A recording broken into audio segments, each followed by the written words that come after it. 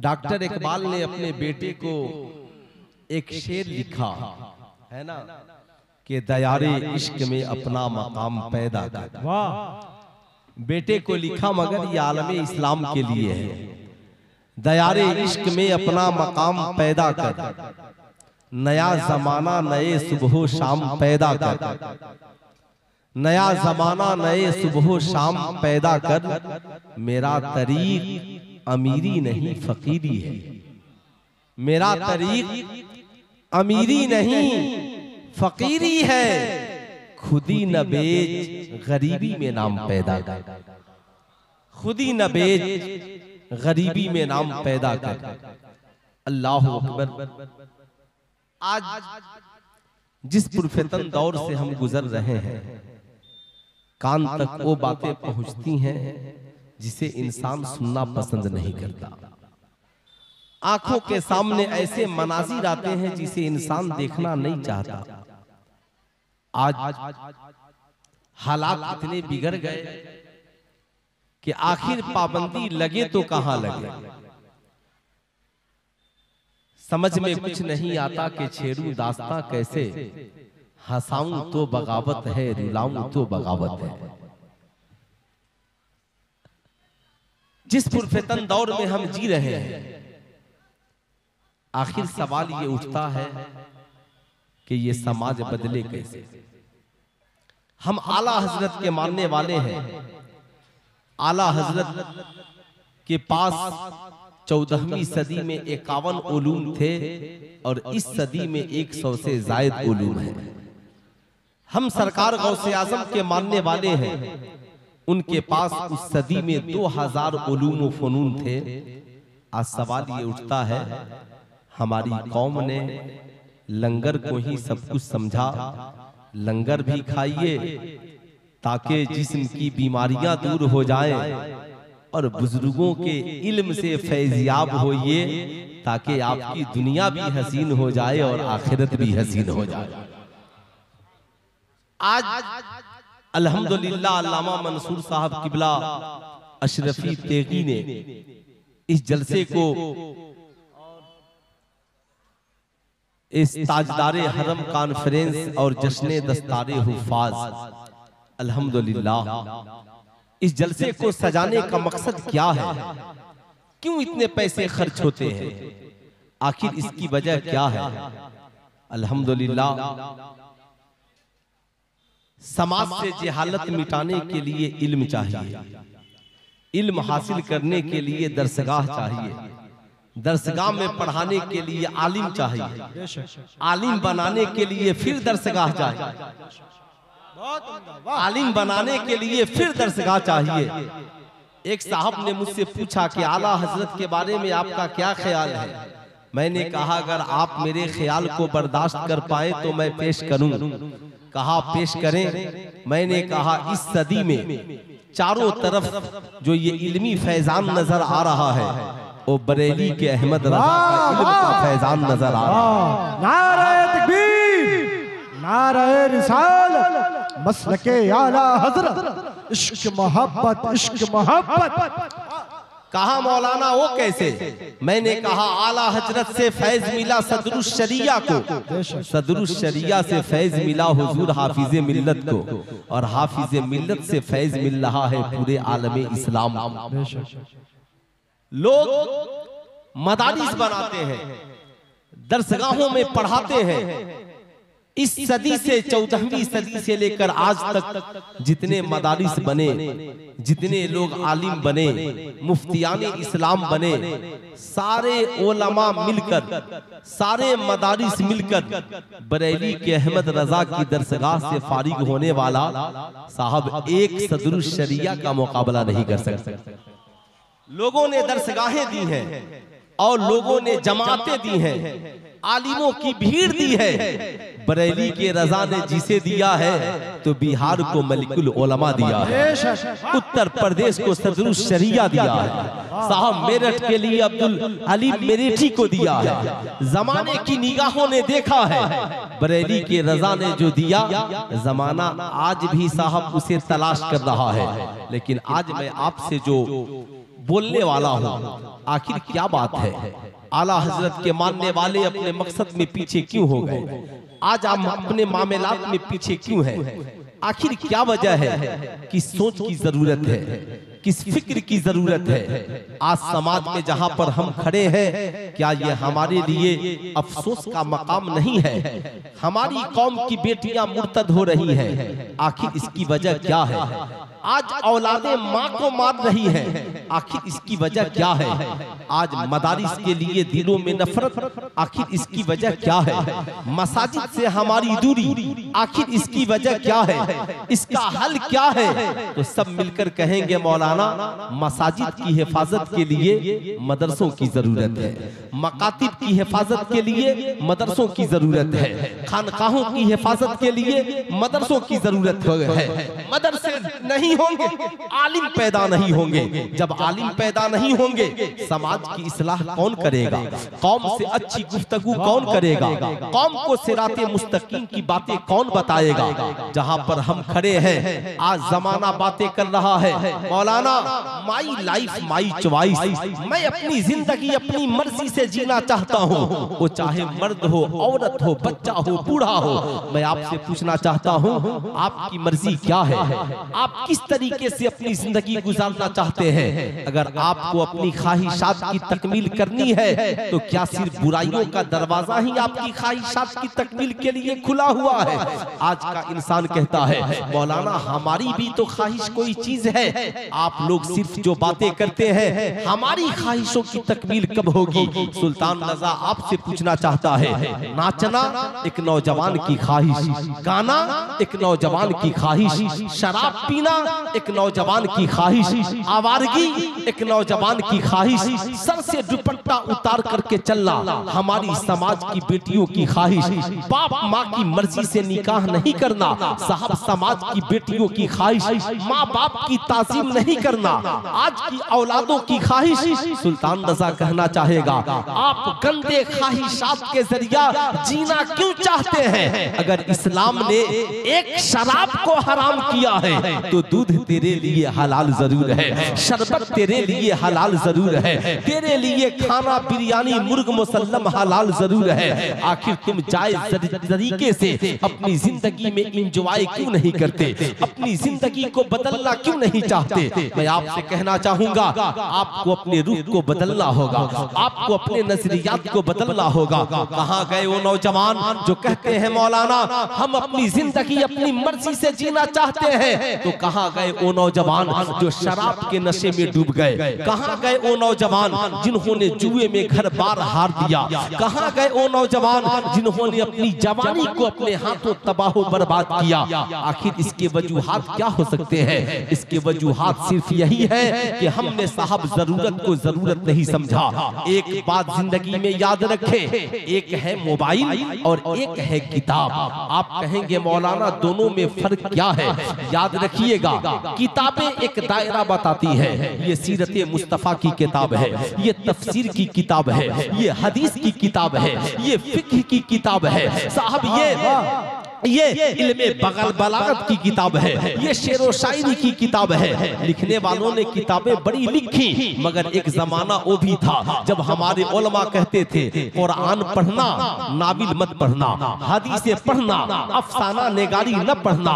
याद रखना, बरेली के रजा ने कहा, बरेली के रजा ने कहा, जमाने को दर से वफा दिया, ये रजा का कलम है, जब लिखता है तो नबी की नात लिखता है, जब लिखता है तो कुरान का तर्जमा लिखता है, जब लिखता है तो हदीस का तर्जमा लिखता है, जब लिखता है तो कुरान की तफसीर लिखता है, जब लिखता है बरेली का रजा, जब लिखने पे आता है तो माँ बाप की अजमत बयान करता है, जब लिखता है तो लोगों को शराब की हुर्मत बताता है, जब लिखता है तो लोगों को मनहियात शरिया से रोकने की बात लिखता है, लिखता है तो लोगों को गलत की निशानदेही करता है, फला काम गलत है, फला काम सही है। लोगों ने कोशिशें की, बरेली के रजा ये शायरों के कलम है जो बड़े बड़े बादशाहों की शान में अशआर लिखते हैं, इनाम हासिल करते हैं। बरेली के रजा एक शेर आपका भी नानपारा के बादशाह की शान में हो जाए।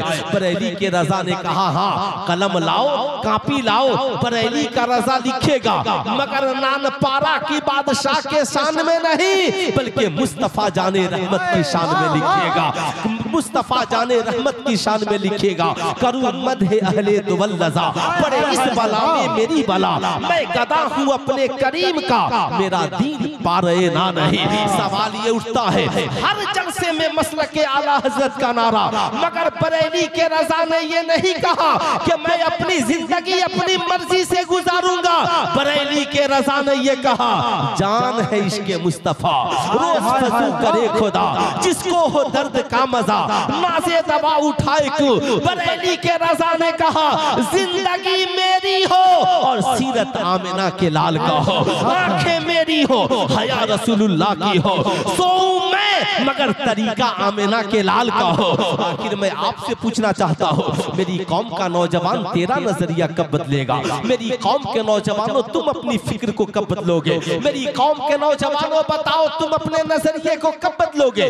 आपसे मैं पूछना चाहता हूँ, याद रखिएगा आप साहब, कुरान कहता है तिबयानन लिकुल्ले शैइन, हर चीज का रोशन बयान कुरान में मौजूद है। अल्लाह अकबर। आज मुसलमानों को सारी दुनिया में सारी दुनिया में मुसलमानों को लंबी लंबी रातें मोबाइल पे गुजारने के लिए वक्त है, मगर कुरान पढ़ने के लिए वक्त नहीं है।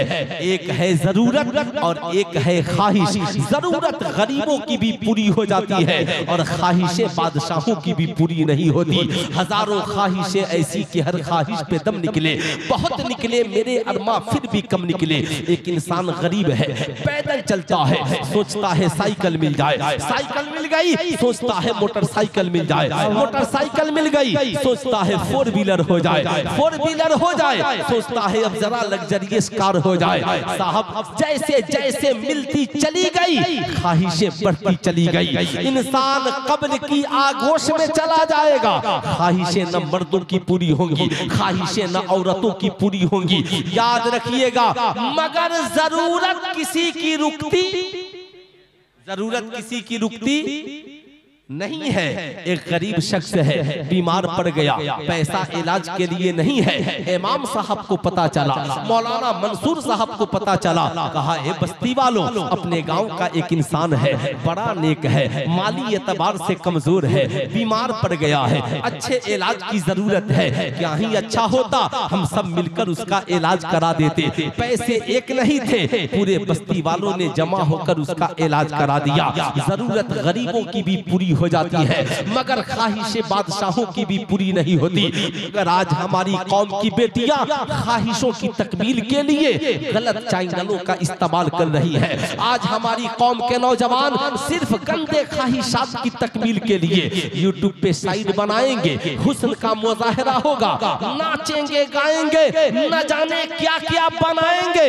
हो सकता है मेरा चैनल चल जाए, मैं करोड़पति बन जाऊं। आज साहब जो ही मोबाइल खोलिएगा, बड़े बड़े जिसे आप दुनियावी स्टार कहते हैं, कोई साहब गेम का प्रचार कर रहा है, ड्रीम 11 का प्रचार, लूडो छक्का का प्रचार, क्रिकेट का प्रचार, कहा हमने करोड़ों कमा लिया। एक साहब मिले मुझसे, कहे मौलाना मेरा घर का एक लड़का पागल हो गया। मैंने कहा वजह? कहा मौलाना साहब उसने मोबाइल के जरिया ये सोचा कि मैं करोड़ों कमाऊंगा, मगर पता चला करोड़ों उसके बर्बाद हो गए, तबाही उसकी जिंदगी में पहुंच गई। मैं आपसे कहना चाहूंगा, याद रखिए अपनी ख्वाहिशात को समेटिए। याद रखिए जिंदगी में आपकी ख्वाहिशें कभी पूरी नहीं हो सकती।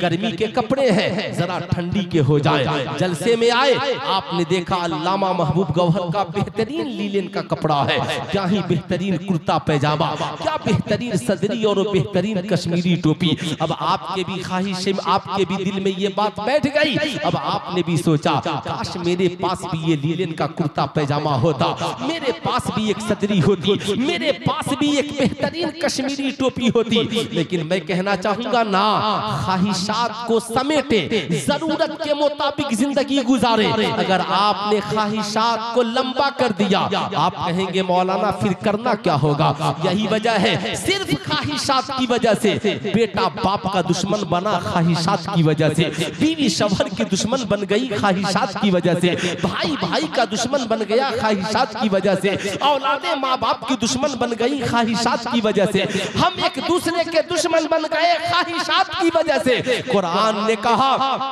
नहन नफ्सा अनिल हवा फइन्नल जन्नता हियल मावा, जिसने अपने आप को ख्वाहिशात से रोक लिया तो ये जन्नत की बहारें उसी के लिए है। मैं आपको बताना चाहूंगा ख्वाहिशें सिर्फ एक ही जगह पूरी होंगी। आप कहेंगे उस जगह का नाम क्या है? या उसी जगह का नाम जन्नत है। जन्नत में ख्वाहिशें सबकी पूरी हो जाएंगी, जन्नत में कोई टेंशन नहीं होगा, किसकी ख्वाहिश पूरी नहीं होगी। अभी आप जलसे में बैठे हैं, आपने सोचा एक कप बेहतरीन कॉफी मिल जाए, दूध है तो कॉफी नहीं, कॉफी है तो चीनी नहीं, अगर सारी चीजें मिल गई तो आग नहीं है तो बनाने वाला नहीं। मगर जन्नत में न कॉफी बनाने का टेंशन, न सेब तोड़ करके लाने का टेंशन, ख्वाहिश हुई और खा लिया। ऐ मेरी कौम का नौजवान, सारी दुनिया में जाने का तू प्रोजेक्ट बना रहा है, प्लानिंग कर रहा है, गर्मी की छुट्टी आएगी पूरा परिवार मद्रास जाएंगे, दिल्ली जाएंगे, लाल किला जाएंगे, कश्मीर की वादी में जाएंगे, फला जगह जाएंगे, बड़ा सुकून मिलेगा, आत्मा को शांति मिलेगी, बड़ा दिल को इत्मीनान मिलेगा। कभी अपनी शरीके हयात से आहिस्ता से पूछा है, ओ मेरी शरीके हयात, ताजमहल को देखकर बड़ा सुकून मिला, हम घूम कर आए बड़ा सुकून मिला, बीवी भी साथ हो, बच्चे भी साथ हो, माँ बाप भी साथ हो, परिवार साथ हो, घूमने में बड़ा मजा आता है, सारे लोग बैठे हो, एक दस्तरखान हो, खाने में बड़ा मजा आता है। मगर जरा तस्वूर करो कि मैदाने महशर कायम हो, बीवी जहन्नम में जा रही हो, शौहर जन्नत में जा रहा हो, बाप जहन्नम में जा रहा हो, माँ जन्नत में जा रही हो, बहन जहन्नम में जा रही हो, भाई जन्नत में जा रहा हो। बताओ जरा नक्शा सोचो, एक दोस्त जहन्नम में जा रहा हो, दूसरा दोस्त जन्नत में जा रहा हो, बताओ ईमानदारी से अच्छा लगेगा? अरे हाथ उठाकर बोले आप लोगों को अच्छा लगेगा? कितने लोगों को अच्छा नहीं लगेगा? जरा हाथ उठाइए तो। आप सबको अच्छा नहीं लगेगा? आप ईमानदारी से बताइए। ताजमहल जाने का प्लान आपने बनाया, साहब लाल किला जाने का प्लान आपने बनाया, सारी दुनिया में जाने का प्लान आपने बनाया। कभी आपने अपने घर के लोगों को जन्नत में ले जाने का प्लान बनाया?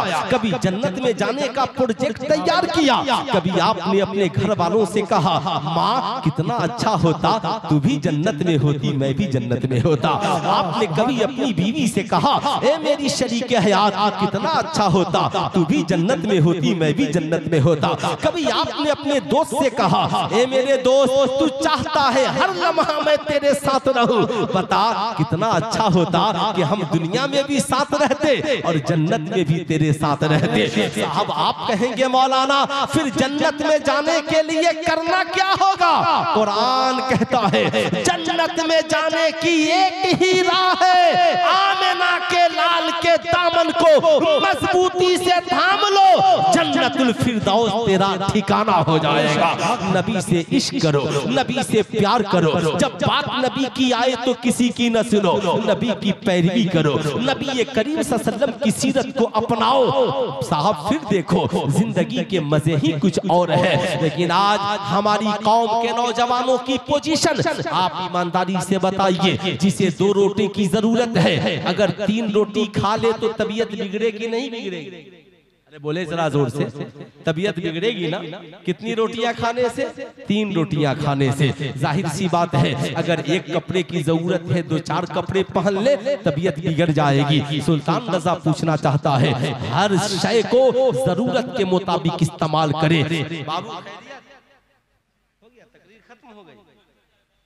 अच्छा माशाअल्लाह माशाअल्लाह, है ना? ऑपरेटर लोग हैं, अच्छा है भाई, कम से कम ये तो चेक कर रहा है हम लोग भी ऑपरेटर ही हैं, है ना?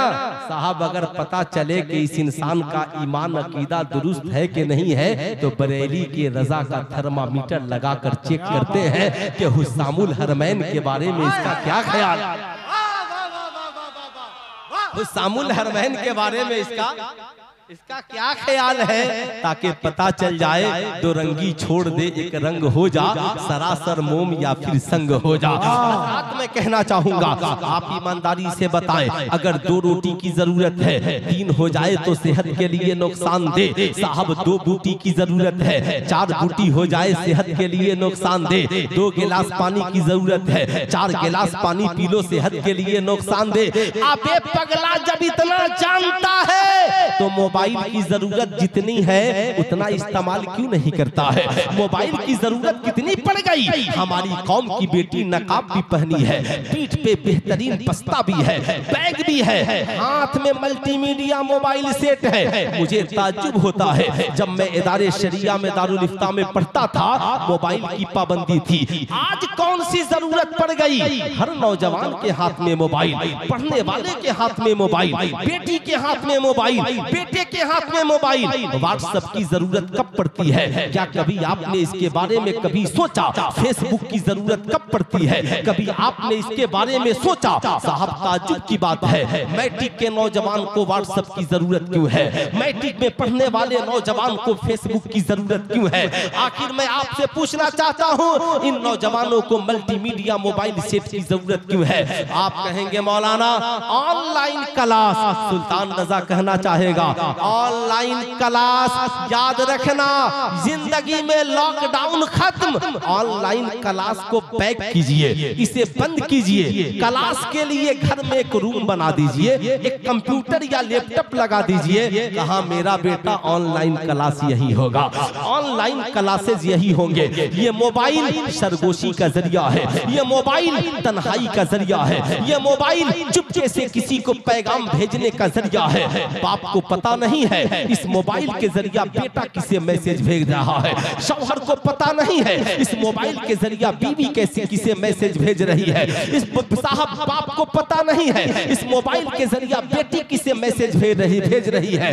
याद रखिएगा मैं ये नहीं कहता हर इंसान गलत है, मगर कुरान कहे, मगर याद रखिएगा मैं जो बताने जा रहा हूँ अल्लाह के नबी फरमाते हैं ज़न्नुल मोमिनीन खैरा, मोमिन के बारे में अच्छा गुमान करो। मेरा गुमान आपके बारे में बेहतर है, मगर झारखंड की उस लड़की के बारे में क्या कहेंगे? नमाज भी पढ़ती थी, कुरान भी पढ़ती थी, मोबाइल भी नहीं था, घर में एक ही मल्टीमीडिया सेट मोबाइल था, मगर उसके जरिया जिससे कनेक्शन हुआ धर्म बदल गया, साहब जाति बदल गई, साहब ईमान और अकीदा बेच दिया, साहब उसने अपनी जिंदगी को तबाह और बर्बाद कर लिया।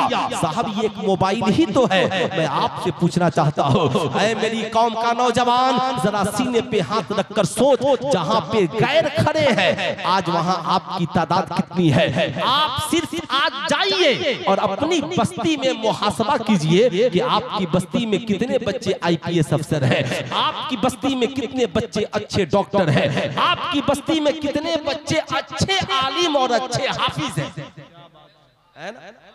मैं सिर्फ उधर की बात नहीं करता, तो आपको पता चलेगा यार अच्छा मोबाइल तो है, अच्छा खाना तो है, अच्छा मकान तो है, अच्छा लिबास तो है, मगर डॉक्टर है मगर अच्छा नहीं है, इंजीनियर है मगर बावकार नहीं है। साहब हमारे पास मशीनरी नहीं है। आप ईमानदारी से बताएं, ईमानदारी से बताओ मेरी कौम के नौजवानों, बताओ बिहार पुलिस में हमारी तादाद कितनी है, उत्तर प्रदेश पुलिस में हमारी तादाद कितनी है, आर्मी में हम कितने हैं, SSB में हम कितने हैं। हर रोज बिहार सरकार बहाली निकाल रही है, सेंट्रल गवर्नमेंट बहाली निकाल रही है। आपके रिजल्ट की पोजीशन क्या है?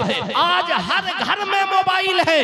मैं अपनी कौम के आने वाले नौजवानों से पूछना चाहता हूँ, कल 1 तारीख है और 1 तारीख से इंटर का इम्तिहान है। इंटर के इम्तिहान में कामयाबी हासिल करने के लिए बताओ नौजवानों ने कितने ग्रुप बनाए हैं? आपके मोहल्ले में नौजवानों ने कितने ग्रुप बनाए कि ये ग्रुप सिर्फ इम्तिहान की तैयारी के लिए है कोई गांव में नौजवान जिसने नौजवानों को इस बात की तबलीग की हो कि हम सब मिलकर एक ग्रुप बनाते हैं ताकि वहां पर कम से कम हम इंटर के मुश्किल सवालात को हल कर सके? आप कहेंगे मौलाना ताज्जुब की बात है, आपने सिर्फ ऑनलाइन ही को समझा।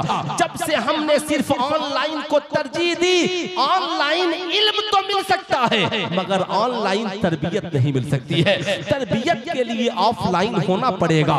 पहले उस्ताद इल्म भी देता था और तरबियत भी सिखाता था। ताज्जुब की बात है, नौजवानों के पास गेम खेलने के लिए ग्रुप है मगर तालीम हासिल करने के लिए ग्रुप नहीं है।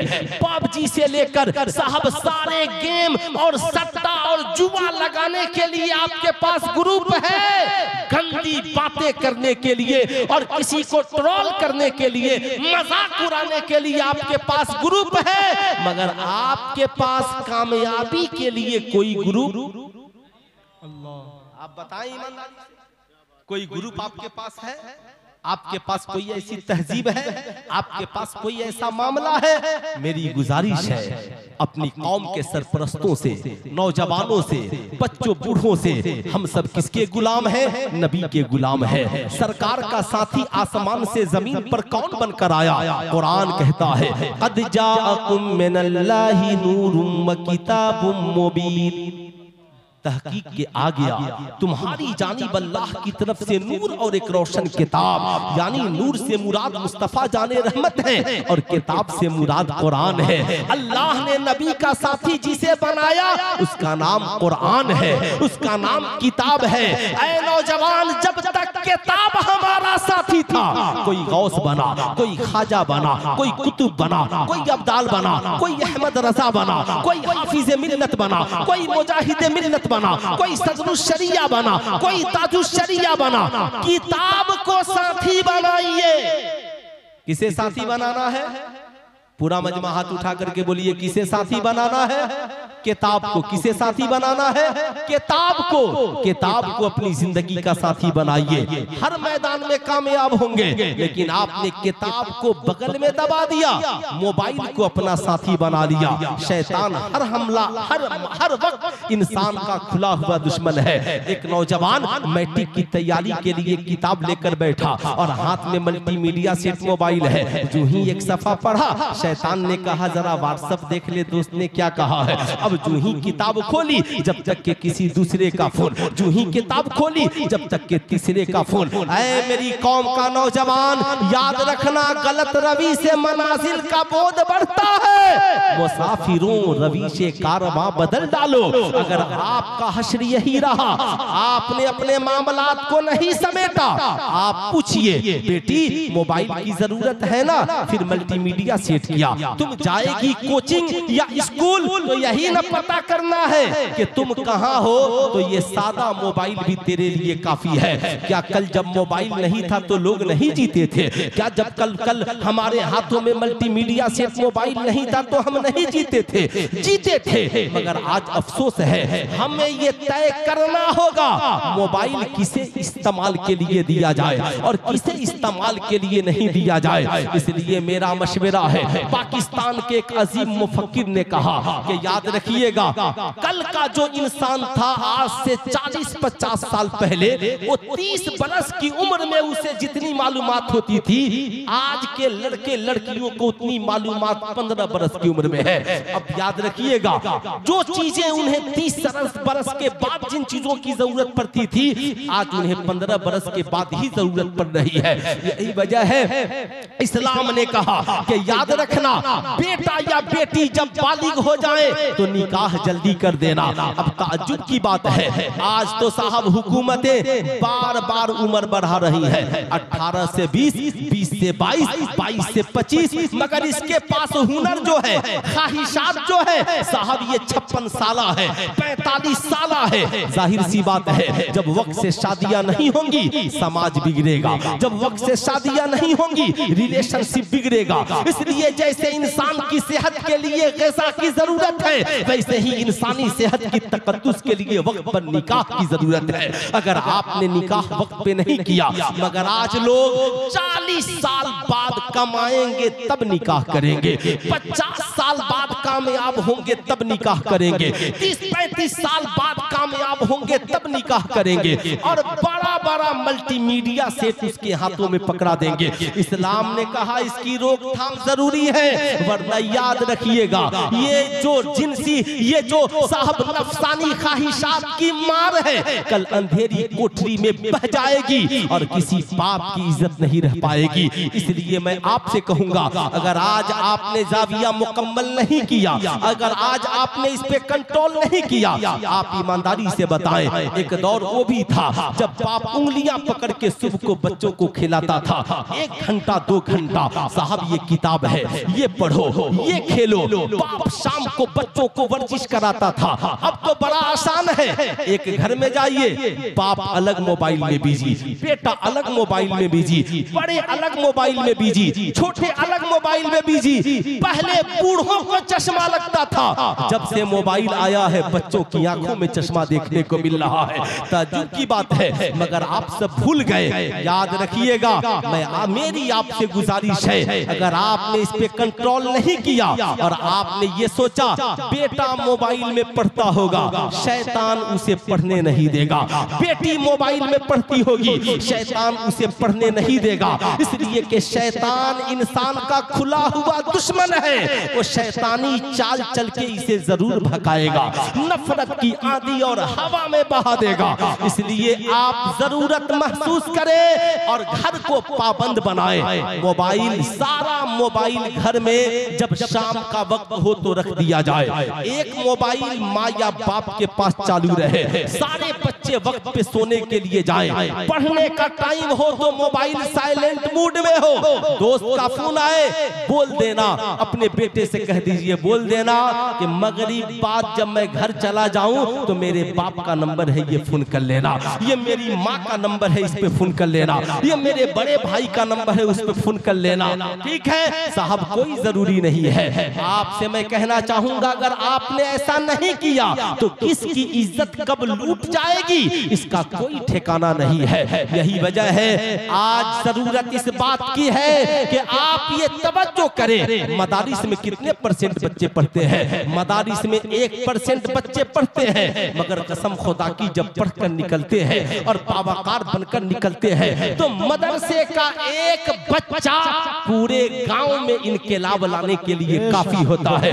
यही वजह है शरीयत कहती है आलिम बनना फर्ज़े किफ़ाया है, इसलिए कि एक आलिम 1000 आबिद पर भारी होता है। एक आलिम 1000 आबिद पर भारी होता है, मगर 1000 आबिद का एक आलिम की सोहबत में रहना जरूरी है। न जाने कब अकीदा खराब हो जाए, न जाने कब ईमान खराब हो जाए, न जाने कब अमल खराब हो जाए। इसलिए सुल्तान रजा कहना चाहेगा, आज जब बात मदरसों की आती है ना, लोग समझते हैं मदरसा इसी का नाम है। शाबान आए तो कुरान खानी कराओ, शाबान आए तो माँ के नाम से तीजा और 40वां कुरान खानी करा लो, बस इसी का नाम मदरसा है। मैं कहूँगा नहीं, जिसने इमाम अहमद रजा खान को पैदा किया उसका नाम मदरसा है, जिसने मुफ्ती आजम हिंद को पैदा किया उसका नाम मदरसा है, जिसने हाफिज मिल्लत को पैदा किया उसका नाम मदरसा है, और जिस अल जामियतुल अशरफिया ने न जाने कितने बच्चों को बावकार बनाया और इस मुल्क में डॉक्टर, इंजीनियर, प्रोफेसर तक बना करके पहुंचाया, साहब उसी का नाम मदरसा मदरसा है। लेकिन आपसे मैं पूछना चाहता हूँ, सवाल ये उठता है, जो भी मदरसे में आता है सबके ज़हन में बस एक बात, अल्लामा महबूब गौहर साहब एक बात बताइए, मदरसे में आप लोग इंग्लिश पढ़ाते हैं? हाँ हाँ मियाँ अब पढ़ाते हैं। नहीं यकीन तो अभी है ना, मैं मौलाना गुलाम जिलानी अजहरी साहब आएंगे तो आप समझ लीजिएगा। साहब संस्कृत पढ़ाते हैं, किसी चतुर्वेदी को बुलाकर समझ लीजिएगा। कहा साहब मैथ पढ़ाते हैं, तो आज साहब हजारों नहीं कई हजार मौलाना स्कूल में पढ़ा रहे हैं। आपसे मैं पूछना चाहता हूँ, अब मदरसे वो नहीं रहे, लेकिन सवाल ये उठता है, मदरसे में हमारी कौम के 1% बच्चे पढ़ते हैं, 99% कहाँ पढ़ते हैं? स्कूल में पढ़ते हैं, कॉलेज में पढ़ते हैं, जहाँ पे साहब जहाँ पे सिर्फ डिग्रियां दी जाती है।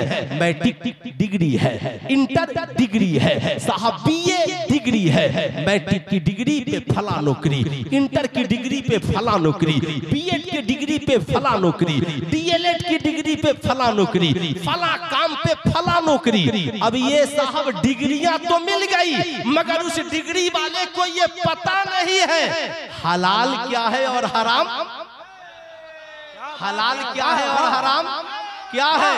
पता चला कि बिहार सरकार परेशान है, डीओ के पास इतना खजाना कहां से आ गया साहब, फला आईपीएस अफसर के पास इतनी दौलत कहां से आ गई साहब। जमाना आज परेशान है कि ये रिश्वत को कैसे बंद किया जाए। तो आज भारत सरकार की नजरें है, कोई अफसर रिश्वत लेते हुए पकड़ा जाए उसे जेल में डाल दो। मगर 1450 बरस पहले, सबसे पहले इस दुनिया में जिसने इस नजरिए को पेश किया कि रिश्वत लेना हराम है, ये नजरिया इस जमीन पर आलम इंसानियत के लिए किसी और ने नहीं दिया, बल्कि आमिना के लाल ने दिया है, मुस्तफा जाने रहमत ने दिया है। रिश्वत लेने वाला भी जहन्नम में जाएगा और रिश्वत देने वाला भी जहन्नम में जाएगा।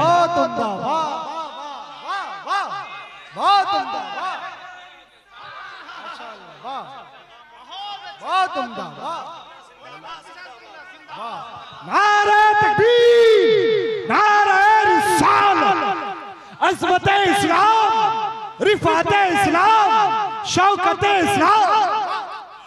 असल में आज अल्लामा महबूब गौहर साहब ने जो मिजाज दिया, बिल्कुल नया मिजाज है ना, और बिल्कुल नया मिजाज दिया। अब जरा और आगे बढ़िए। ये डिग्री वाले सिर्फ जहां जहां पहुंचे फसाद हुआ, खल्फसाद हुआ। अभी आपने यूपीएससी और बीपीएससी के शिक्षक शिक्षिकाओं के काले करतूत को सुना है साहब। टीचर है, आप पढ़ाने के लिए गए हैं, आप आदर्श पुरुष हैं, इश्क लड़ाने के लिए स्कूल में नहीं गए हैं। जब पढ़ाने वाला इश्क लड़ाने वाला हो जाएगा तो पढ़ने वालों के लिए आदर्श पुरुष कैसे बनेगा। अगर आदर्श पुरुष इंडिया में किसी को देखना हो तो बरेली के अहमद रजा को देखिए, जिनके शागिर्दों को देखेंगे तो कभी मुस्तफा जाने रहमत की याद आएगी, कभी गौसे आजम की याद आएगी। आपसे मैं कहना चाहूंगा आखिर इसकी वजह क्या है। चूंकि ये सब डिग्री होल्डर है, इन्हें पता ही नहीं है पेशाब करने का तरीका क्या है, जहां चाहा खड़े होकर पेशाब कर लिया। इन्हें पता ही नहीं है पानी पीने का क्या तरीका है, जहां चाहा वैसे ही मामला जमा दिया। अब साहब इन्हें पता ही नहीं है क्या हलाल है और क्या हराम है। कभी माँ को मारा, कभी भाई को मारा, कभी भाई से बेईमानी, कभी माँ से बेईमानी। ऐसा काला करतूत जिस विभाग में गए उसी विभाग को लूट खसोट कर बर्बाद कर दिया। लेकिन आइए मैं आपसे कहना चाहूंगा, पूरी दुनिया को बर्बादी से बचने का नजरिया सबसे पहले जिस बादशाह ने दिया था उस बादशाह का नाम हजरत उमर इब्ने खत्ताब, और उन्हें ये नजरिया मुस्तफा जाने रहमत ने दिया। आप ताज्जुब करेंगे, तू समझ नहीं रहा है, सिर्फ जज्बात में बोल रहा, इधर आके बैठ, है ना। इसलिए अभी तो खड़े खड़े खाना पीना मना है, इधर आके बैठो, आज के बाद बैठ कर खाना, है ना।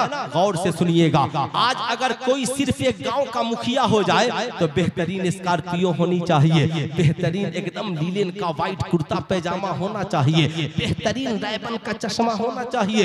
भले वो रिश्वत के पैसे की स्कॉर्पियो क्यों नहीं हो, घूस के पैसे की स्कॉर्पियो क्यों नहीं हो, रंगदारी के पैसे का राइबन का चश्मा क्यों नहीं हो, लेकिन चश्मा पहन कर इतरा रहा है। अब साहब वो फिर विधायक बन जाए तो शान मत पूछिए, अगर एमपी एमएलए बन जाए तो फिर मत पूछिए, अगर किसी मुल्क का प्रधानमंत्री बन जाए तो साहब जॉर्ज डब्ल्यू बुश से भी जाकर कभी पूछिएगा, डोनाल्ड ट्रंप से भी जाकर कभी पूछिएगा, कभी कभी इन बादशाहों से पूछिएगा। साहब इनके पास एक मुल्क की हुकूमत मिली ना तो जमीन पर अकड़ कर चलने लगे।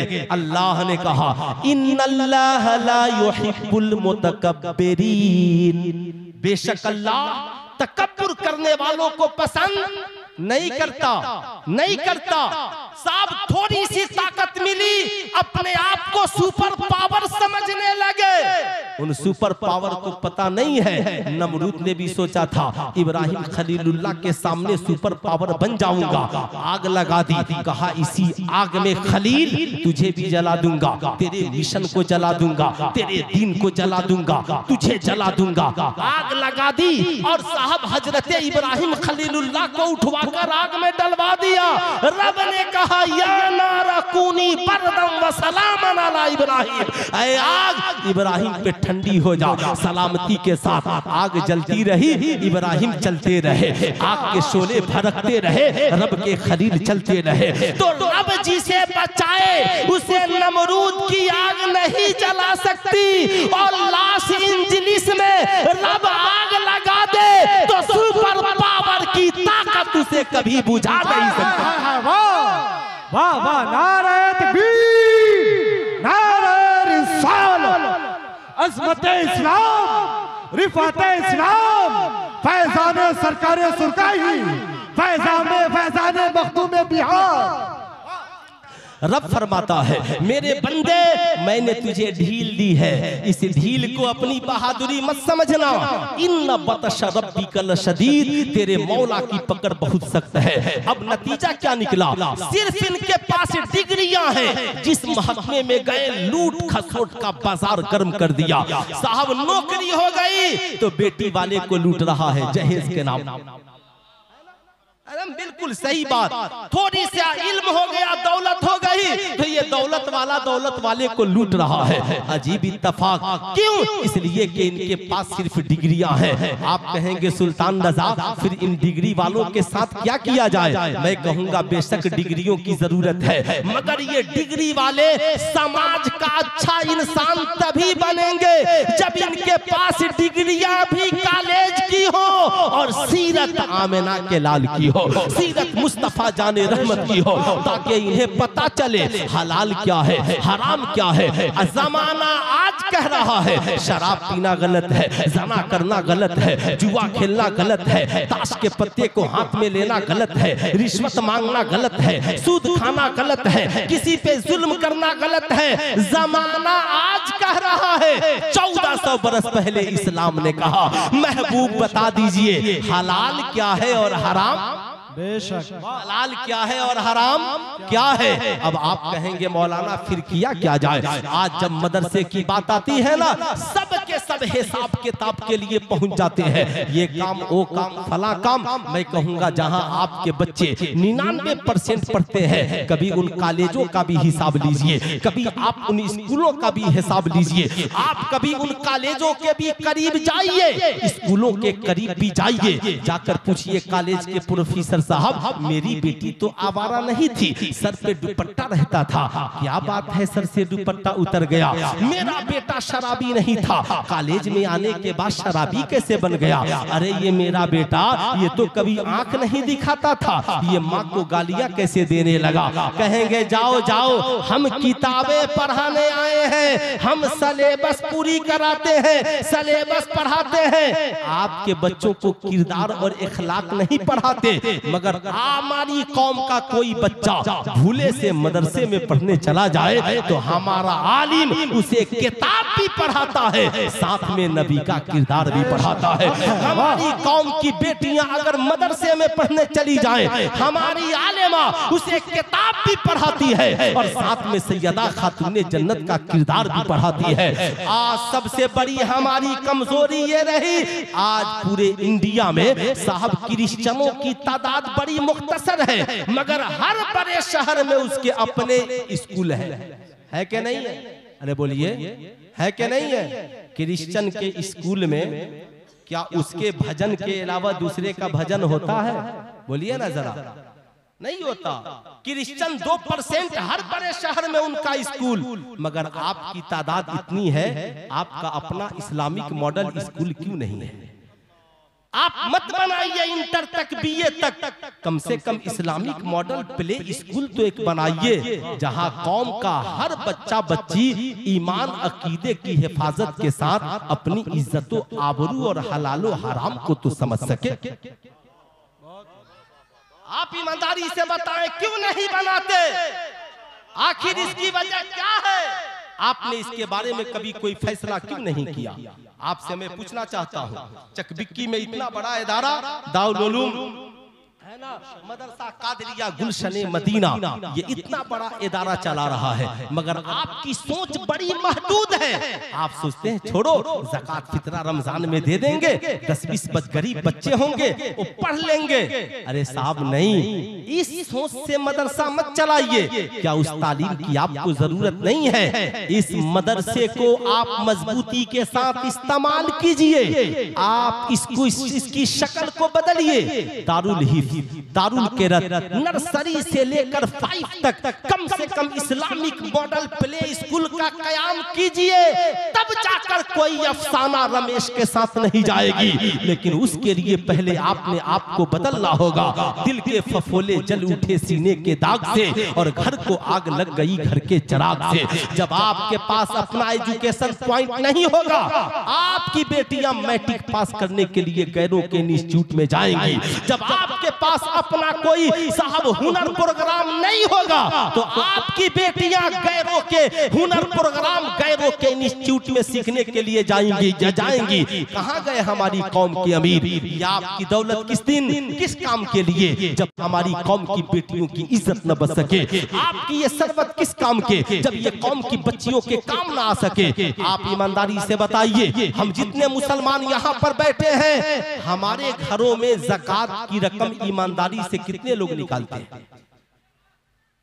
इस्लाम ने एक सिस्टम दिया, निजाम दिया कि तुम नहीं कुछ कर सकते तो कम से कम अपने माल में जो 2.5% गरीबों का हक है, कम से कम यार इसे तो ईमानदारी से निकाल दो।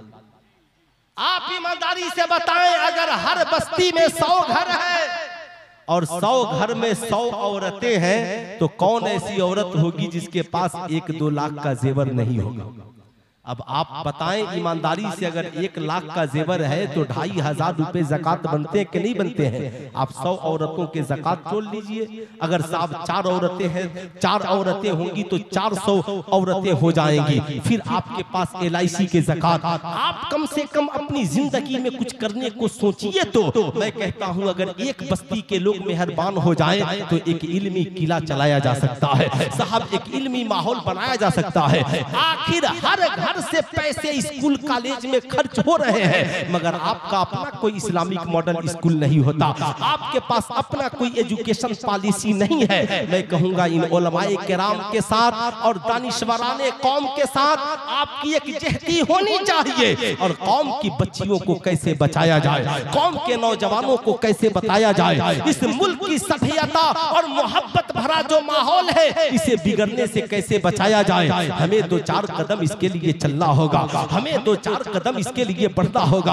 आप ईमानदारी से बताएं, हम इस समाज में, जिस समाज में जीवित और जिंदा हैं, बताएं ईमानदारी के साथ, अगर आज हम जहां पर खड़े हैं, हमारी कौम के नौजवानों की पोजीशन क्या है? बेचारा सभी हम लोग, हमारे यहाँ हाल ये है, रात को बेहतरीन बिरयानी खाएगा, सुबह को 10 बजे तक सोएगा, जवान है, उस वक्त तक कमाने के लिए नहीं जाएगा जब तक के माँ बाप उस पे नाराज नहीं हो जाए।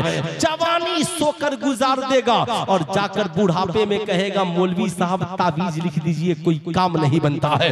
मैं कहूंगा गैरों के महल्लों से गुजरो, पूरा खानदान सुबह के वक्त सड़कों पे दौड़ता हुआ नजर आ रहा है और आपकी औलाद सोई हुई है। इस्लाम ने कितना अच्छा फार्मूला दिया, ऐशा की नमाज पढ़कर सो जाओ और फजर से पहले उठ जाओ।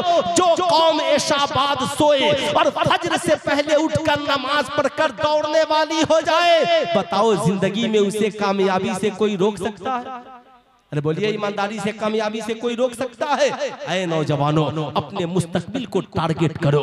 हमें मुस्तकबिल में बनना क्या है? अगर आपने अपने मुस्तकबिल को टारगेट में नहीं गुजारा, आज मुसलमानों की पोजीशन ये है, अल्लामा महबूब गौहर साहब के 4 बूढ़े भाई गांव में है, तो साल में कभी एक दूसरे को सलाम, गलत बोल रहा हूं, बूढ़े लोगों का हाल, जवान छोड़िए ना, बूढ़े भाई है ना 4, कभी मुलाकात हो तो सलाम भी एक दूसरे को नहीं करते, कभी एक दूसरे से मोहब्बत से बात नहीं करते। मगर आज यहूदियों का हाल ये है, हमारे यहाँ पोजीशन इतनी खराब कि अगर हमारा कोई भाई कोई काम कर रहा है ना, अगर हमारी भी वैसी कोई दुकान है तो हम सोचते हैं यार इसने मेरे कंपटीशन में खोल लिया, अरे मौलाना साहब टेंशन मत लीजिए उसका नहीं चलेगा। अगर हमारा कोई भाई स्कूल खोल ले तो हम कहते हैं अरे जाने दीजिए उसने खोला है, अरे उसने भी खोल लिया तो हम खुश नहीं होते कि चलो अच्छा हुआ हम अकेले थे, हमारा एक और भाई मिल गया, दोनों मिलकर काम करेंगे। कम से कम हमारी बस्ती में एक स्कूल में तो सारे बच्चे नहीं आ सकते, जब हमारे यहाँ एडमिशन भर जाएगा तो मैं बाकी बच्चों को उसके यहाँ भेज दूंगा। यही हाल मदरसों का भी है। अगर एक मदरसा किसी बस्ती में है और दूसरी बस्ती में कोई इदारा खुल जाए तो दूसरे गांव के लोग मुंह नाक फुलाने लगते हैं। मैं कहता हूं मुंह नाक फुलाइए मत, खुश होइए कि कम से कम बोझ उठाने वाला एक और हमारा भाई मिल गया।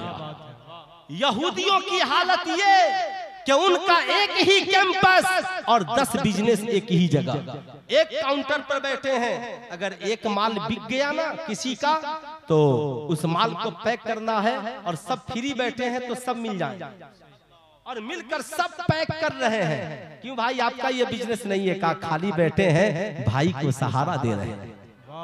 भाई को ये इखलाक तो आपका न था, ये किरदार तो आपका न था। आप दूसरे को सहारा देते, आप दूसरे की पोजीशन को मजबूत करते, आप दूसरे को तैयार करते। मैं आपसे कहूंगा नफरत की आंधियों को मिटाइए, मोहब्बत की आंधियों को चलाइए, इन मदारिस को मजबूत कीजिए, ये सोचकर मजबूत कीजिए। मदारिस होंगे तो आलिम पैदा होंगे, आलिम पैदा होंगे तो एक तहरीक चलेगी और तहरीक चलेगी तो समाज बदलेगा। हम बदलेंगे, अपने मिजाज को बदलिए। और मेरी कौम के नौजवानों, मोबाइल की दुनिया से अपने आप को आजाद करो, किताब की दुनिया में कदम रखो, नमाजों की पाबंदी करो। ऐशा की नमाज पढ़कर जब नींद नहीं आए ना, आज मार्केट में सबसे ज्यादा डिप्रेशन की गोलियां बिक रही है। छोटे छोटे बच्चे डिप्रेशन में, नौजवान लड़के लड़कियां डिप्रेशन में, नींद नहीं आ रही है। नींद की गोलियां खाकर सोने वाला ऐशा की नमाज पर नींद की गोलियां खाने की जरूरत नहीं पड़ेगी।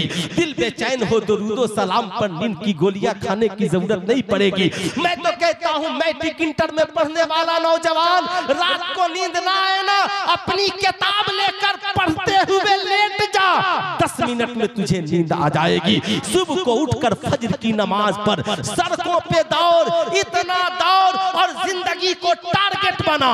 डॉक्टर बनना है लग जा, इंजीनियर बनना है लग जा, प्रोफेसर बनना है लोगों से मापदंड लेकर के लग जा। आज हमारी आदत ये भी बुरी है, हम बाप हैं, हमारे पास 2 औलादे हैं। मान लीजिए मेरा बेटा मदरसे में पढ़ता है, मैंने कहा चलो आ गया मदरसे से, मैंने कहा बाबू तैयार हो जाओ, अल्लामा महबूब गौहर साहब के घर चलते हैं। गए, कहा हजरत ये जरा मेरा बेटा है, मदरसे में पढ़ता है, जरा इसका जायजा लीजिए किस लायक है।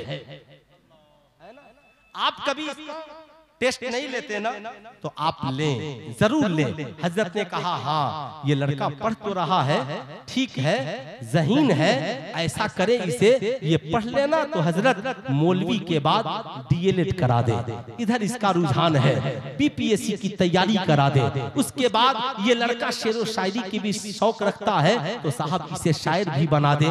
चलिए ये लड़का खिताबत का शौक रखता है, खतीब बना दे। ये लड़का लिखने का शौक रखता है, बना दे। आपका बेटा मैट्रिक में पढ़ता है, आपने कभी उसकी जांच कराई अपने किसी पढ़े लिखे नौजवान से? आप जो कामयाब है हमारी कौम का नौजवान, कभी आप अपने बेटे को उसके पास ले जाइए, जरा शहजादे देखिएगा इसकी मैथ में क्या पोजीशन है, जरा इंग्लिश में क्या पोजीशन है, जरा साइंस की क्या पोजीशन है, जरा देखिए तो क्या ये इंटर में साइंस लेने के लायक है, इंटर में मैथ लेने के लायक है, या आर्ट्स पढ़ने के लायक है? किस लायक है? पता चला लड़का आर्ट्स में पढ़ने के लायक है और साइंस लेकर किस्मत आजमा रहा है, जिंदगी बर्बाद हो रही है। नहीं, इल्मी लियाकत के हिसाब से करोड़ों राहें खुली हैं, टारगेट बनाइए और जब तक उम्र बाकी है मैं मैं कहता हूं भारत में सबसे ज्यादा मुसलमानों, तुझे सरकारी महकमे में पहुंचने की जरूरत है। कौन कहता है नौकरी नहीं मिलती, एडमिशन नहीं होता? अल्लामा महबूब गौहर साहब से पूछिए, मेहनत करके देखिए, सड़क पे इतना दौड़ो कि जिस्म पे वर्दी भी सरकारी हो और कमर में रिवाल्वर भी, समझ गए ना, कमर में रिवाल्वर भी और हाथ में कलम भी। अरे जोर से बोलिए भाई, हाथ में कलम भी। अब वो दौर नहीं है कि बम बारूद चलाइएगा, तलवार चलाइएगा, अखाड़ा में लाठी भाजिएगा, तो जाइए भाजिए लाठी, है ना? वो दौर नहीं रहा। महबूब गौहर साहब का नाम अखाड़ा में लाठी भाजने की वजह से। अरे बोलिए, अब तकरीर में क्या करूं, है ना? डॉक्टर फसीह साहब किबला है हजरत के इलाके के, इंडिया में इतने बड़े पोस्ट पर हैं, क्या वो मुहर्रम में तलवार भाजते थे? बोलिए ना ईमानदारी से, मुहर्रम में ढोल बजाते थे? नहीं। क्यों? आपसे मैं पूछना चाहता हूं, हुजूर ताजुश शरिया को पूरी दुनिया ने माना, ताजुश शरिया के हाथ में तलवार थी या बरेली के रजा का कलम था? अरे बोलिए ना, क्या था? ऐ नौजवान बता, तेरे हाथ में क्या होना चाहिए? कलम। हाथ उठाकर बोले हाथ में क्या होना चाहिए? पूरा मजमा हाथ उठाकर बोले हाथ में क्या होना चाहिए? कलम। एक हाथ में कलम और एक हाथ में किताब। मगर हाल क्या है, कितने नौजवान हाथ उठाए, कलम क्या पहनेगा, इसके हाथ में तो सिखों का कड़ा है। कितना जमीर आपका गिर गया। सरकार की सुन्नत सजाने में शर्म आती है और कड़ा पहनने में कोई शर्म नहीं आती। शबे बरअत की रात आने वाली है, बस है ना? माशाअल्लाह माशाअल्लाह। इजाजत है 10 मिनट बोलूं कि तकरीर खत्म कर दूं? इजाजत है आप लोगों की? जरा दोनों हाथों को उठाकर बोल दें या रसूल अल्लाह, और जरा प्यार से बोल दें या हबीब अल्लाह। अच्छा एक बात बताइए, फैजान पाने के लिए हम लोग कहाँ कहाँ जाते हैं? जाते हैं ना भाई, अजमेर शरीफ, बरेली शरीफ, बगदाद शरीफ, कलियर शरीफ, देवा शरीफ, कालपी शरीफ, और मस्जिद में भी जाते हैं फैजान ही पाने के लिए। बुजुर्गों की बारगाह में जाइए, फैजान मिलता है। बेशक जाना चाहिए, फैजान मिलता है, मगर जाने का कोई जरिया नहीं हो तो क्या फैजान नहीं मिलेगा? बोलिए, मिलेगा कि नहीं मिलेगा? मिलेगा ना। हजरत अवैस करनी कर्न में है और सरकार मदीने में, मदीने में है, मुलाकात ना हो सकी। क्यों? इसलिए कि माँ की खिदमत करते रहे। किसकी खिदमत करते रहे? पूरा मजमा हाथ उठाकर बोले, किसकी खिदमत करते रहे? माँ की खिदमत करते रहे।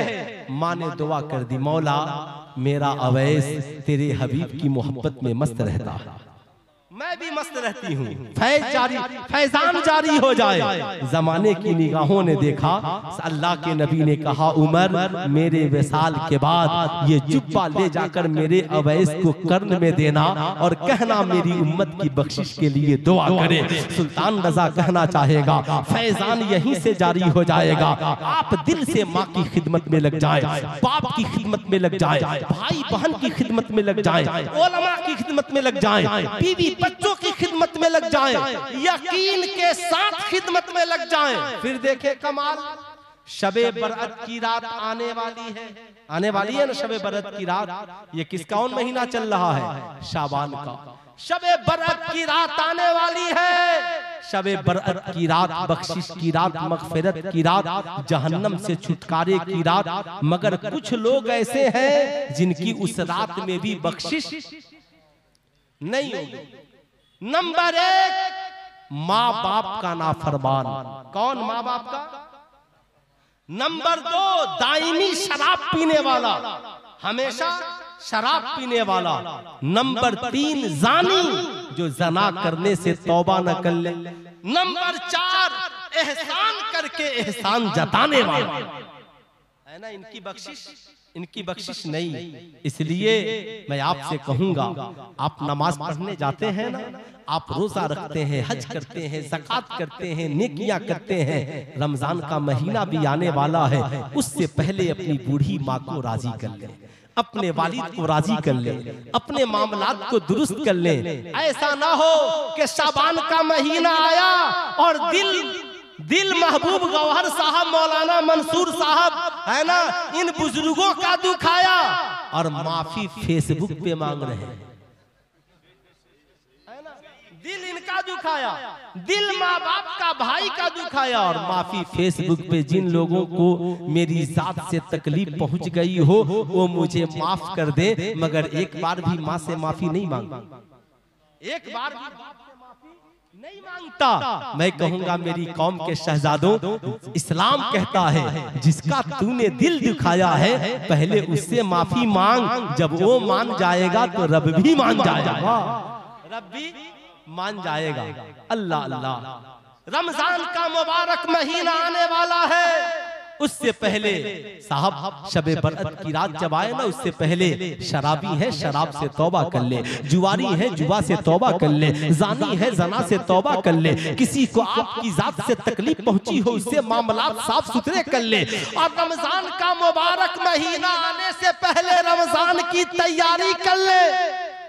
अब साहब हमारे यहाँ तैयारी क्या है? हमारे यहाँ तैयारी साहब अपना सिर्फ अपनी तैयारी करते हैं हम। हाँ देख लो सेवई है, ये है, वो है, जो ही दस्तरखान बिछा 10 किस्म के फल फ्रूट, सेल्फी ली और कहाँ डाल दिया? फेसबुक पर। क्या बात है, सेल्फी ली और फेसबुक पर। इबादत में दिखावा जायज नहीं है, फेसबुक पे न डाल। अल्लाह ने दिया है ना तो चुपके से गरीबों के दस्तरखान पे डाल, चुपके से गरीबों के दस्तरखान पे डाल दे। आप कहेंगे मौलाना पता कैसे चलेगा फला गरीब है? मैं कहूंगा बड़ी आसानी से पता चल जाएगा। कहा पता कैसे चलेगा? साहब समाज में 2 किस्म के लोग हैं, एक वो जो दर मांगते हैं और एक वो जो बड़े खुददार होते हैं। डॉक्टर इकबाल के इस शेर पे अमल करते हैं, मेरा तरीक अमीरी नहीं गरीबी है, मेरा तरीक अमीरी नहीं फकीरी है, खुदी न बेच गरीबी में नाम पैदा कर। प्यासे रहेंगे मगर मांगेंगे नहीं, भूखे रहेंगे मगर मांगेंगे नहीं, सिला हुआ कपड़ा पहन लेंगे मगर मांगेंगे नहीं। आसान तरीका है। आप अपने बेटे से कहिए बेटा जरा चचा के घर जाना और कहना कि आज मेरे घर एक सेब की जरूरत है ना। अब आपका बच्चा पहुंचा, कहा चचा एक सेब चाहिए।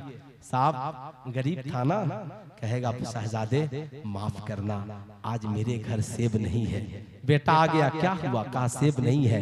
नो टेंशन, सेब लाओ, पॉलिथीन में डालो, अनार लो, फल डालो, चुपके से भेजवा दो। गरीब का दिल भी नहीं दुखा, काम भी बन गया।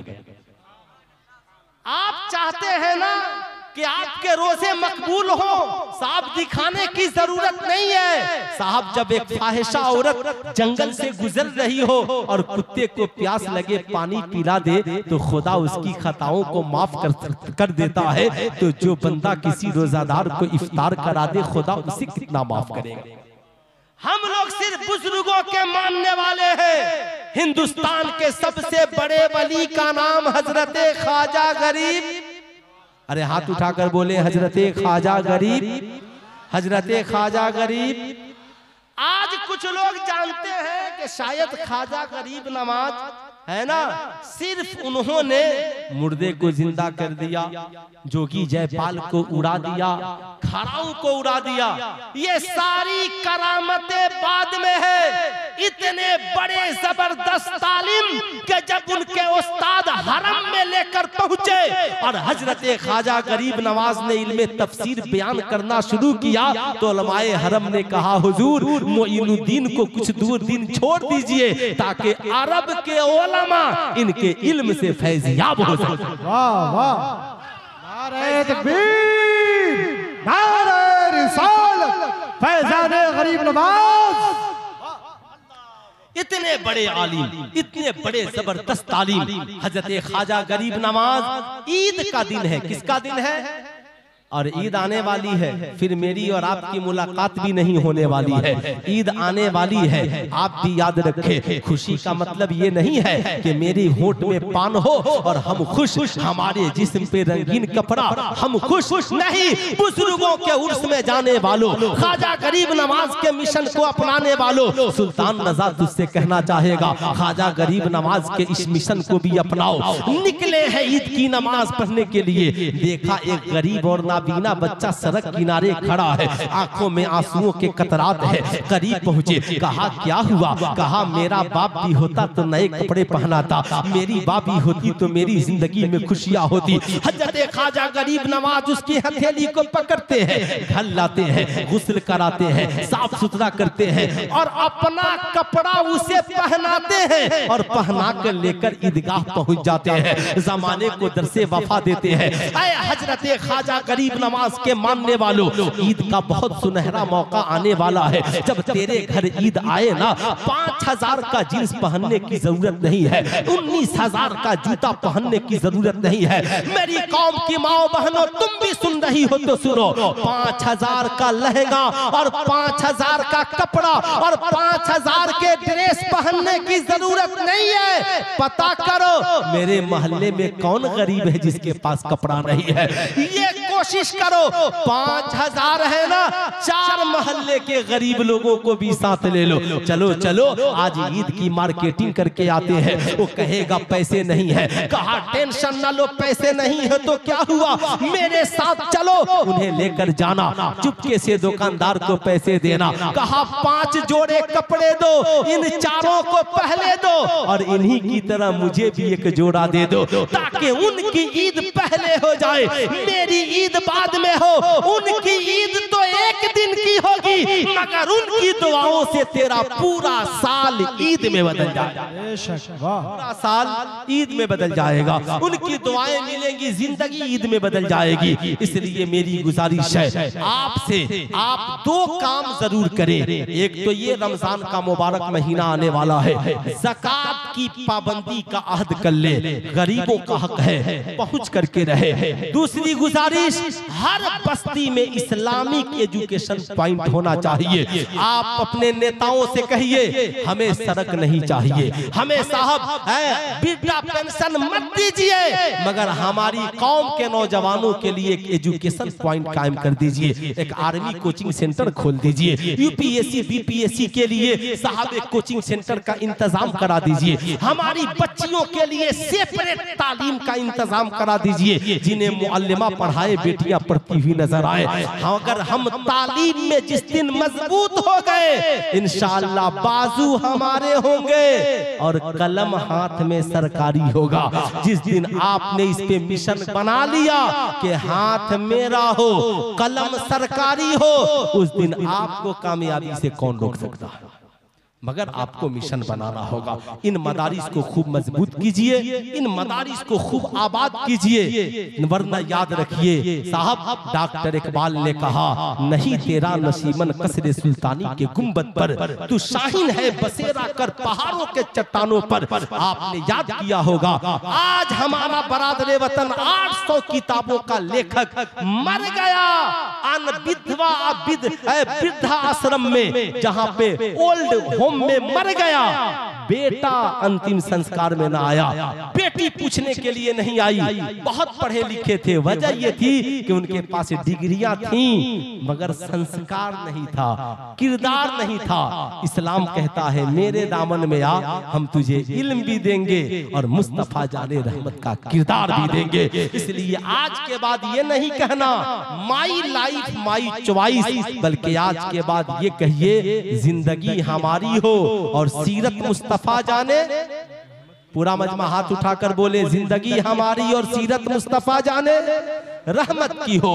आपने सारे प्लान बनाए हैं, लेकिन अब हमें दुनिया भी में भी कामयाबी मिले, आखिरत में भी कामयाबी मिले, इंशाअल्लाह हमें इसका प्लान बनाना है। इस प्लान को बनाने के लिए आखिरी गुजारिश, मेरी तरह जुब्बा अमामा वाले 1 करोड़ आलिम को बुलाकर 1 करोड़ तकरीरें सुन लीजिए, जिंदगी में इनकलाब नहीं आएगा।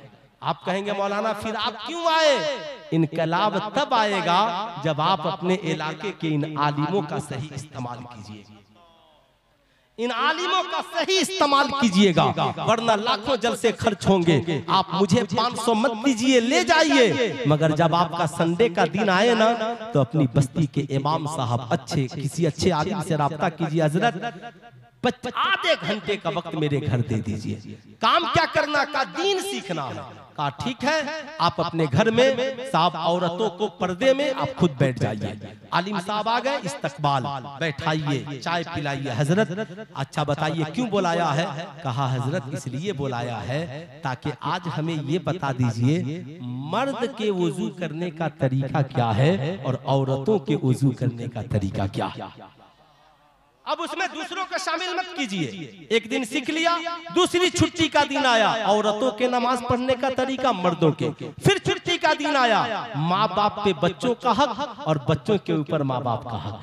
फिर छुट्टी का दिन आया, सास ससुर के ऊपर बहू का हक और बहू के ऊपर सास ससुर का हक। आप ये छोटे छोटी इन बातों को छोटी मत समझिएगा और इग्नोर मत कीजिएगा। मैं कहता हूँ ये 20,000 का लिफाफा साहब कुछ नहीं है। इन आलिमों की खिदमत कीजिए और इनके वक्त का सही इस्तेमाल कीजिए। याद रखिएगा, अगर हमने दुनिया को ही सब कुछ समझ लिया है तो आपका बेटा बेटा मैट्रिक पढ़ सकता है, इंटर पढ़ सकता है, आपकी बेटी बीए पढ़ सकती है, मगर कब मुर्तद होगी ये पता नहीं चलेगा। आपका बेटा कब शराबी बन जाएगा ये पता नहीं चलेगा। कुरान कहता है याद फसअलू अहल ज़िक्र इन कुंतुम ला तालमून, अगर तुम नहीं जानते हो तो जानने वालों से पूछो। जब आप इन आलिमों के करीब होइएगा, ये दुनिया में भी आपकी रहनुमाई करेंगे और आखिरत में भी आपकी रहनुमाई करेंगे। इसलिए आलिमों से करीब होइए, तब ये बताएंगे शराब पीना हराम, जना करना हराम, जुआ खेलना हराम। आज किसी की नजर स्कूल पर नहीं है, स्कूल में करोड़ों खराबी, मगर आज तक किसी को कहते सुना है कि स्कूल बंद कर दीजिए? अरे बोलिए। प्रयागराज में साहब दरभंगा की एक महिला की इज्जत लूट गई। क्यों लूट गई साहब? जाहिर सी बात है, हम तो सिर्फ नारा लगाते हैं ना, बेटी बचाओ बेटी पढ़ाओ, और ये जितने मीडिया वाले कोई गलत फहम से मत लगाइएगा। इसलिए कि साहब आपके दिल में नफरत है, मोहब्बत नहीं। आप तो किसी औरत की इज्जत को इज्जत समझते नहीं, तो जब किसी की इज्जत को इज्जत नहीं समझिएगा तो कुंभ क्या दरिया के अंदर भी इज्जत चली जाएगी। मगर इज्जत को इज्जत समझिएगा औरंगजेब आलमगीर की तरह, तो शकुंतला बनारस में होगी और इब्राहिम कोतवाल को औरंगजेब आलमगीर जैसा बादशाह टुकड़ों में फाड़ कर रख देगा। इसलिए कि औरंगजेब के पास नजरिया जात धर्म का नहीं था, नजरिया था बेटी किसी की हो मगर इज्जत हमारी, इज्जत हमारी। आपने इज्जत को इज्जत समझना छोड़ दिया, आज बड़ा अफसोस होता है।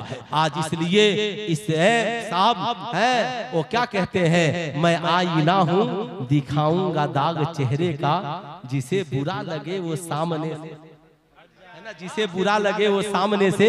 ये जितने डिग्री वाले हैं जब कोई तख्त मिल जाए तो लूट मार करते हैं, मगर उमर इब्ने खत्ताब आधी दुनिया से ज्यादा के हुक्मरान बने, मगर कुर्ता कितना था उनके पास?